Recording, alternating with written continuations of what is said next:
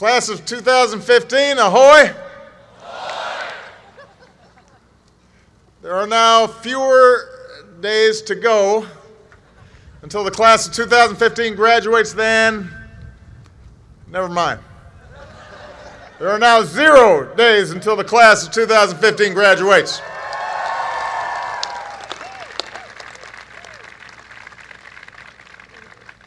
Thank you, Admiral Zukoff, for your kind introduction, for your leadership of our Coast Guardsmen on all 7 continents. Governor Malloy, Secretary Johnson, Ambassador, distinguished guests, faculty and staff, family and friends. And Admiral Stowes, as you prepare to conclude your time as superintendent, thank you for your outstanding stewardship of this academy. You made history as the first woman ever to lead one of our nation's service academies.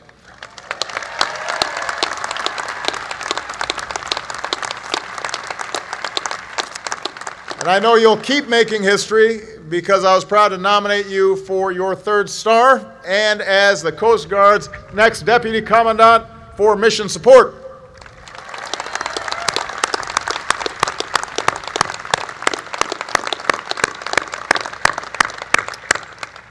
It is wonderful to be with all of you here today on this beautiful day. Michelle sends her greetings as well. She is the proud sponsor of the Coast Guard cutter Stratton, which is tough to beat. But as Admiral Zukoff pointed out, both the Coast Guard and I were born on the same day. So I want you all to know every birthday from now on, I will be thinking about the Coast Guard.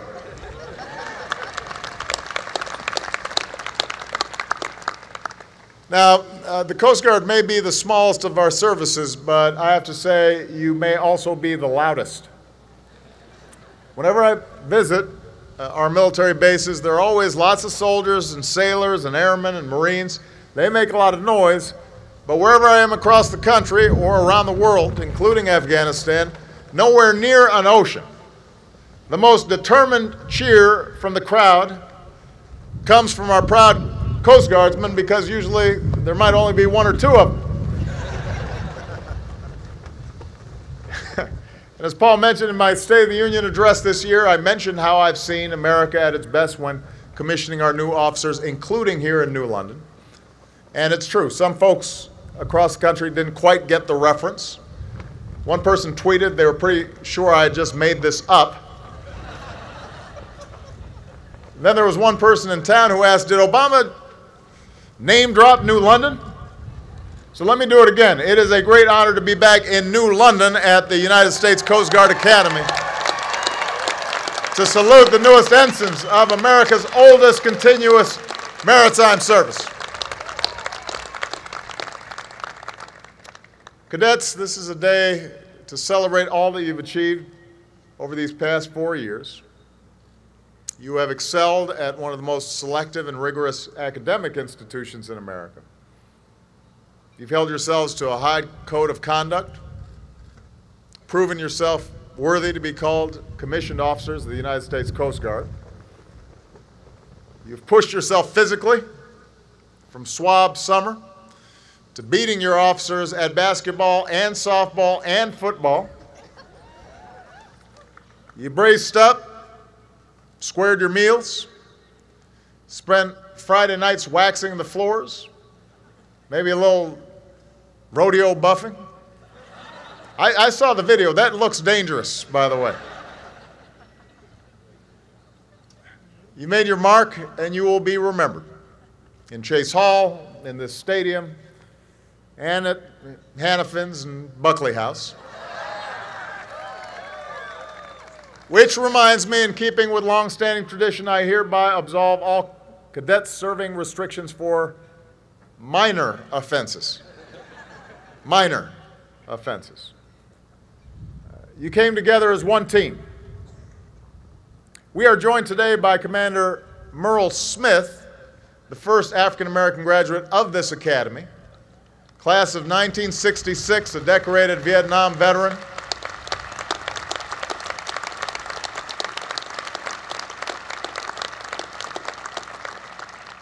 His legacy endures in all of you because the graduating class of 2015 is the most diverse in Academy history. And you took care of each other like family. Today we honor the memory of your classmate from the Republic of Georgia, Soso, along with Beso. Their spirits will live on in the partnerships you forge with Coast Guards all over the world. Today you take your rightful place in the long blue line. For Marina Stevens and her family, it is a very long line. Where's Marina? Just wave at me real quick. There she is right there. Marina's dad is Coast Guard civilian. Her mom, Janet, an Academy graduate, was a Coast Guard captain and will pin on Marina's shoulder boards today. Marina's grandfather was a Coast Guardsman. Her great-grandfather joined the U.S. Lighthouse Service in 1918. That's 4 generations spanning nearly the entire life of the modern Coast Guard. No wonder she's named Marina. It's in her blood.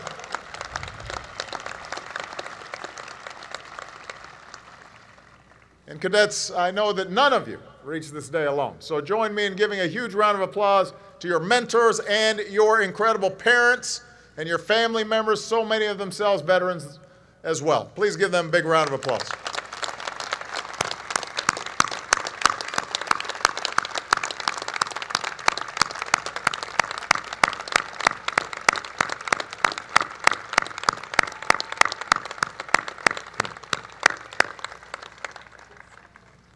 Class of 2015, I'm here as your Commander-in-Chief on behalf of the American people to say thanks to each of you. Thanks for choosing to serve, for stepping up, for giving up the comforts of civilian life, for putting on that uniform. Thank you for the service you are about to render, the life of purpose that you've embraced, the risks that you've accepted, and the sacrifices that you will make. But I'm not here just to sing your praises. I want to speak to you about what comes next. Soon you'll fan out across the Coast Guard, and some of you will go to sectors and shore command. Some of you will start your duty aboard cutters. Some of you will start flight training. America needs you, and we need the Coast Guard more than ever. We need you to safeguard our ports against all threats, including terrorism. We need you to respond in times of disaster or distress and lead your rescue teams as they jump out of perfectly good helicopters. We need you in the Caribbean and Central America, interdicting drugs before they reach our streets and damage our kids. We need you in the Middle East, in the Gulf, alongside our Navy.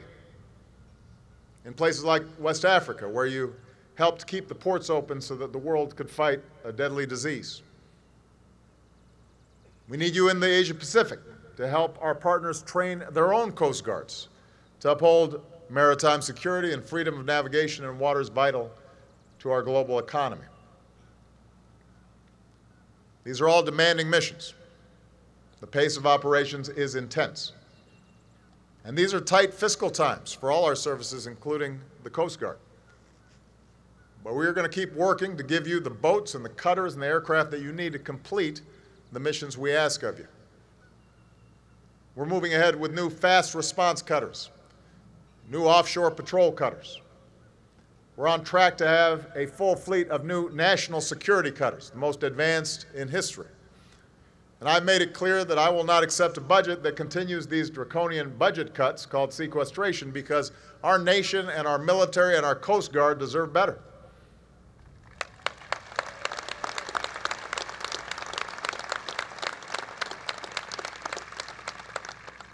And this brings me to the challenge I want to focus on today, one where our Coast Guardsmen are already on the front lines, and that perhaps more than any other will shape your entire careers.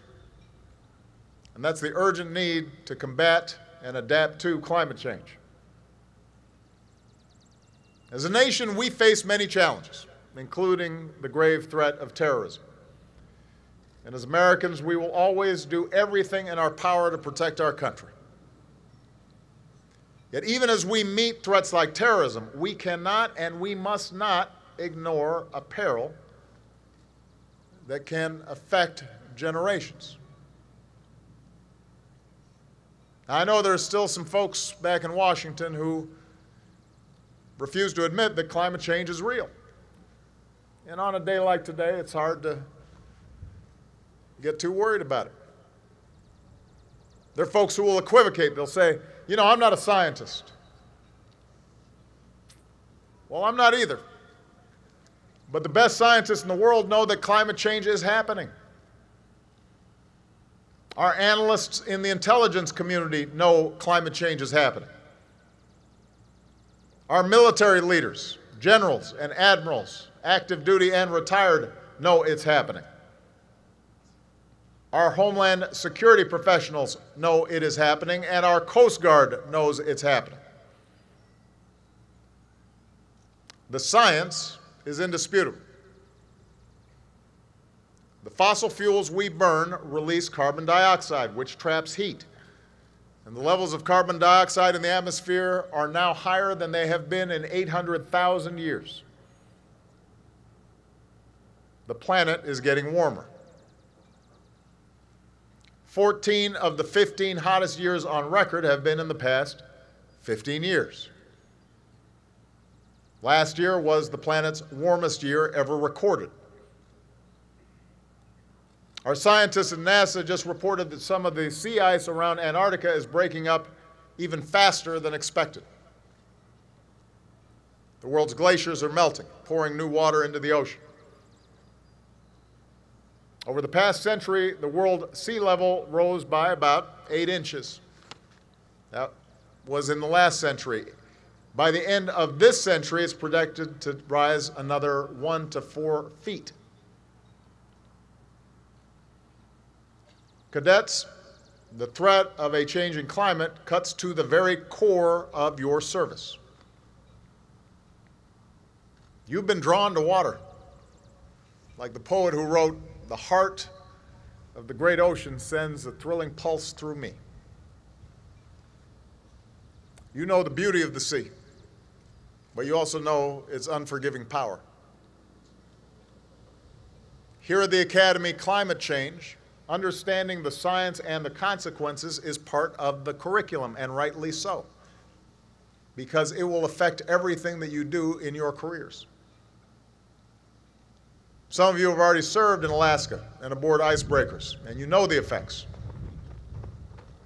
As America's maritime guardian, you've pledged to remain always ready. Semper paratus, ready for all threats. And climate change is one of those most severe threats. And this is not just a problem for countries on the coasts or for certain regions of the world. Climate change will impact every country on the planet. No nation is immune.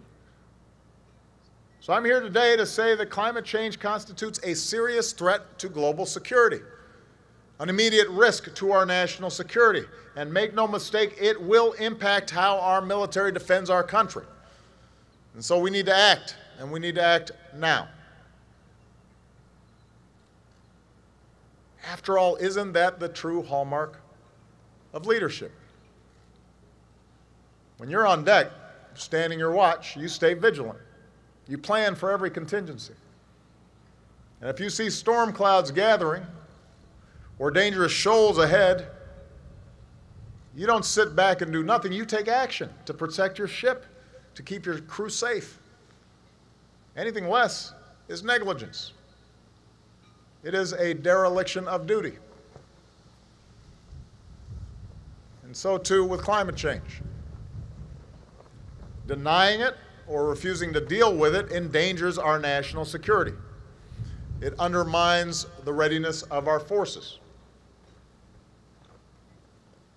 It's been said of life on the sea, the pessimist complains about the wind, The optimist expects it to change.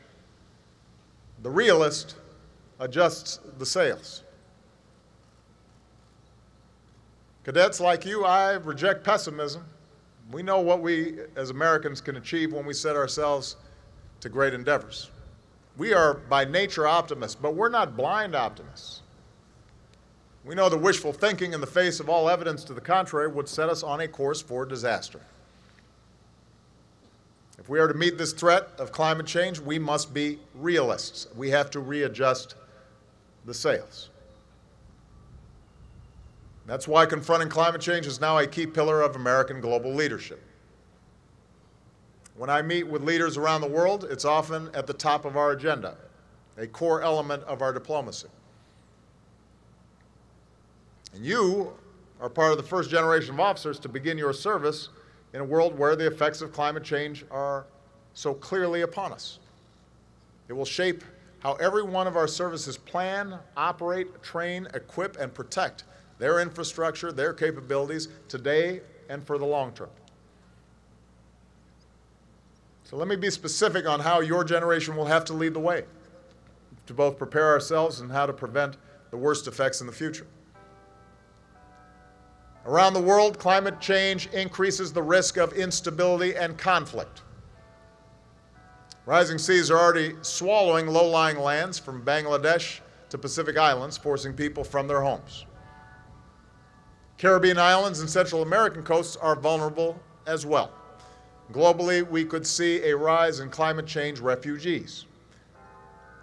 And I guarantee the Coast Guard will have to respond. Elsewhere, more intense droughts will exacerbate shortages of water and food, increase competition for resources, and create the potential for mass migrations and new tensions, all of which is why the Pentagon calls climate change a threat multiplier. Understand, climate change did not cause the conflicts we see around the world. Yet what we also know is that severe drought helped to create the instability in Nigeria that was exploited by the terrorist group Boko Haram. It's now believed that drought and crop failures and high food prices helped fuel the early unrest in Syria, which descended into civil war in the heart of the Middle East. So increasingly, our military and our combatant commanders, our services, including the Coast Guard, will need to factor climate change into plans and operations because you need to be ready. Around the world, climate change will mean more extreme storms. No single weather event can be blamed solely on climate change, but Typhoon Haiyan in the Philippines gave us a possible glimpse of things to come. One of the worst cyclones ever recorded. Thousands killed, many more displaced, billions of dollars in damage, and a massive international relief effort that included the United States military and its Coast Guard. So more extreme storms will mean more humanitarian missions to deliver life-saving help. Our forces will have to be ready.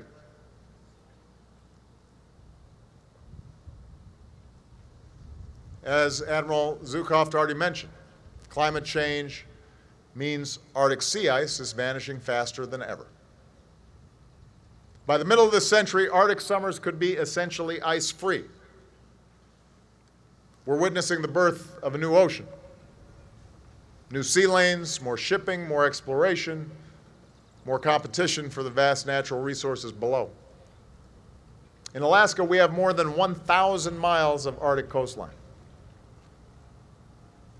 The United States is an Arctic nation, and we have a great interest in making sure that the region is peaceful, that its indigenous people and environment are protected, and that its resources are managed responsibly in partnership with other nations.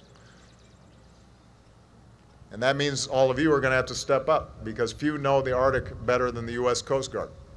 You've operated there across nearly 150 years. And as the Arctic opens, the role that the Coast Guard plays will only grow. I believe that our interests in the Arctic demand that we continue to invest in an enduring Coast Guard icebreaking capacity. I was proud to nominate your last Commandant, Admiral Papp, as our special representatives for the Arctic. And as the U.S. chairs the Arctic Council this year, I'm committed to advancing our interests in this critical region because we have to be ready in the Arctic as well. Climate change, and especially rising seas, is a threat to our homeland security, our economic infrastructure, the safety and health of the American people. Already, today, in Miami and Charleston, streets now flood at high tide. Along our coasts, thousands of miles of highways and roads, railways, energy facilities are all vulnerable. It's estimated that a further increase in sea level of just 1 foot by the end of this century could cost our nation $200 billion. In New York Harbor, the sea level is already a foot higher than a century ago, which is one of the reasons Superstorm Sandy put so much of lower Manhattan underwater. During Sandy, the Coast Guard mounted a heroic response along with our National Guard and Reserve. But rising seas and stronger storms will mean more disaster response missions, and we need the Coast Guard to be ready because you are America's maritime first responder. Climate change poses a threat to the readiness of our forces. Many of our military installations are on the coast, including, of course, our Coast Guard stations. Around Norfolk, high tides and storms increasingly flood parts of our Navy base and an air base. In Alaska, thawing permafrost is damaging military facilities. Out west, deeper droughts and longer wildfires could threaten training areas our troops depend on. So politicians who say they care about military readiness ought to care about this as well. Just as we're helping American communities prepare to deal with the impacts of climate change, we have to help our bases and ports as well. Not just with stronger seawalls and natural barriers, but with smarter, more resilient infrastructure. Because when the seas rise and storms come, we all have to be ready. Now, everything I've discussed with you so far is about preparing for the impacts of climate change. But we need to be honest. Such preparation and adaptation alone will not be enough. As men and women in uniform, you know that it can be just as important, if not more important, to prevent threats before they can cause catastrophic harm. And the only way the world is going to prevent the worst effects of climate change is to slow down the warming of the planet. Some warming is now inevitable, but there comes a point when the worst effects will be irreversible and time is running out. And we all know what needs to happen. It's no secret. The world has to finally start reducing its carbon emissions now. And that's why I've committed the United States to leading the world on this challenge. Over the past 6 years, we've done more than ever to reduce harmful emissions. Unprecedented investments to cut energy waste in our homes and buildings. Standards to double the fuel efficiency of our vehicles. We're using more clean energy than ever before, more solar, more wind. It's all helped us reduce our carbon emissions more than any other advanced nation. And today we can be proud that our carbon pollution is near its lowest levels in almost 2 decades. But we've got to do more. So going forward, I've committed to doubling the pace at which we cut carbon pollution. And that means we all have to step up. And it will not be easy. It will require sacrifice, and the politics will be tough, but there is no other way. We have to make our homes and buildings more efficient. We have to invest in more energy research and renewable technologies. We have to move ahead with standards to cut the amount of carbon pollution in our power plants. And working with other nations, we have to achieve a strong global agreement this year to start reducing the total global emission, because every nation must do its part, every nation. So this will be tough, but as so often is the case, our men and women in uniform show us the way. They're used to sacrifice, and they are used to doing hard stuff. Class of 2015, you've built new equipment that uses less energy. You've designed new vessels with fewer harmful emissions. Stephen Horvath, selected as a Fulbright Scholar, will research new technologies for renewable energies. The Coast Guard is building more fuel-efficient cutters. So you're already leading. And cadets, as you go forward, I challenge you to keep imagining and building the new future we need. And make your class motto your life's work, to go where few dare. This is a place where we need you. Across our military, our bases and ports are using more solar and wind, which helps save money that we can use to improve readiness. The Army is pursuing new, lighter, more fuel-efficient vehicles. The Air Force F-22 broke the sound barrier using biofuels. And the Navy runs an entire carrier strike group, the Green Fleet, with biofuels. Our Marines have deployed to Afghanistan with portable solar panels, lightening their load and reducing dangerous resupply missions. So fighting climate change and using energy wisely also makes our forces more nimble and more ready, and that's something that should unite us as Americans. This cannot be subject to the usual politics and the usual rhetoric. When storms gather, we get ready. And I want to leave you with a story that captures the persistence and the patriotism that this work requires, because this is a nation made up of folks who know how to do hard things. Down in the front row is Dr. Olivia Hooker. In 1921, in Tulsa, Oklahoma, when she was just 6 years old, her African-American community was attacked by white mobs. It was a horrific racial incident, and hundreds of innocent African-Americans were killed.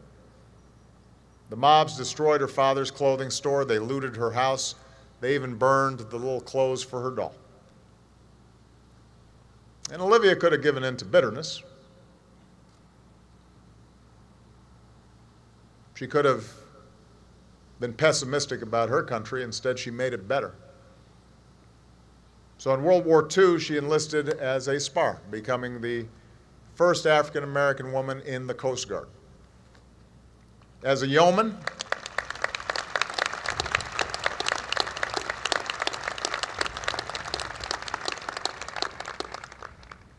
in Boston, she served with distinction. By the time the war was won, she was discharged. She was a petty officer, second class. With the GI Bill, Olivia earned her master's, then her doctorate. She has been a professor and mentor to her students, a passionate advocate for Americans with disabilities, a psychologist counseling young children, a caregiver at the height of the AIDS epidemic, a tireless voice for justice and equality. And a few months ago, Olivia turned 100 years old. So Olivia, you're going to have to tell us your secret. She's still as sharp as they come and as fearless. In Yonkers, New York, she even still volunteers as a member of the Coast Guard Auxiliary and was determined to be with us here today. So Dr. Hooker, thank you. You're an inspiration.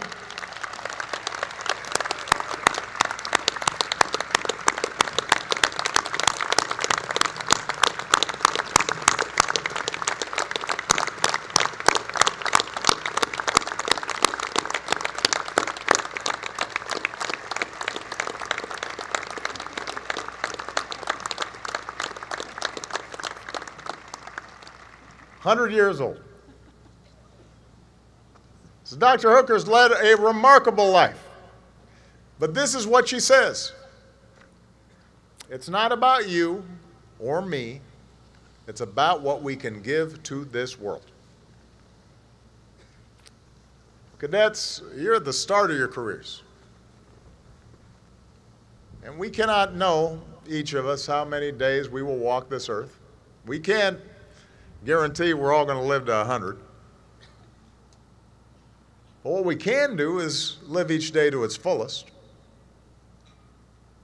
What we can do is look squarely at what will make the biggest difference for future generations and be willing to tackle those challenges. And as you embark on your life of service, as you man your stations and head to the seas and take to the skies, should the sea begin to surge and the waves swell and the wind blows hard against your face, I want you to think back to this moment, to feel what you feel in your hearts today.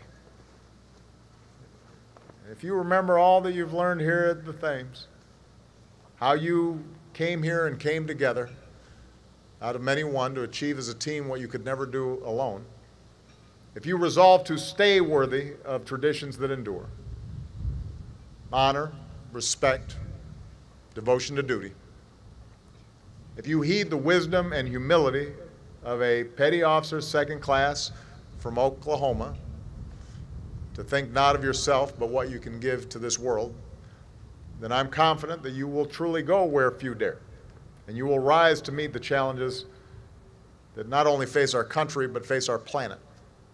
And your legacy will be a nation that is stronger and safer for generations to come. So class of 2015, thank you for your service. Congratulations. God bless you. God bless all our Coast Guardsmen. God bless our United States of America. Thank you.